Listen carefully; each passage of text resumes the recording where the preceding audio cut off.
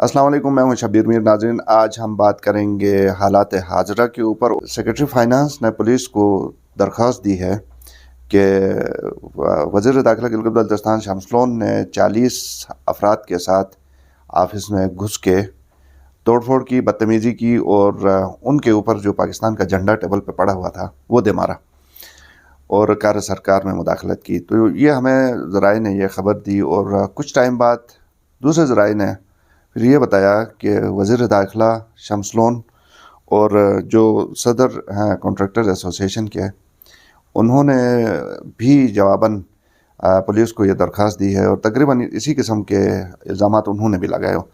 جو کانٹریکٹر ایسوسی ایشن کے صدر کا جو درخواست تھی جو میں نے پڑھی، اس میں یہ بتایا گیا ہے کہ عزیز احمد جمالی صاحب جو کہ سیکرٹری خزانہ ہیں، انہوں نے بدتمیزی کی، اور اس کے بعد بات تلخی تک آ گئی، تو انہوں نے وہی جھنڈا دے مارا جن کا انہوں نے پہلے دوسروں کے اوپر الزام لگایا۔ تو دونوں جانب سے درخواست دی گئی اور یہ مطالبہ کیا گیا کہ ایکشن لیا جائے۔ اب ایکشن کیا ہوتا ہے، کس کے خلاف ہوتا ہے، بظاہر تو نہیں لگتا کسی کے خلاف ہوگا۔ تو بہرحال یہ ایک ڈیولپمنٹ ہے۔ دوسرا واقعہ بھی کم و بیش اسی طرح کا ہے، لا اینڈ آرڈر سے اس کا تعلق ہے۔ ذوالفقار آباد کے رہائشی 75-80 سال کے ایک معمر شخص کا اغوا ہے۔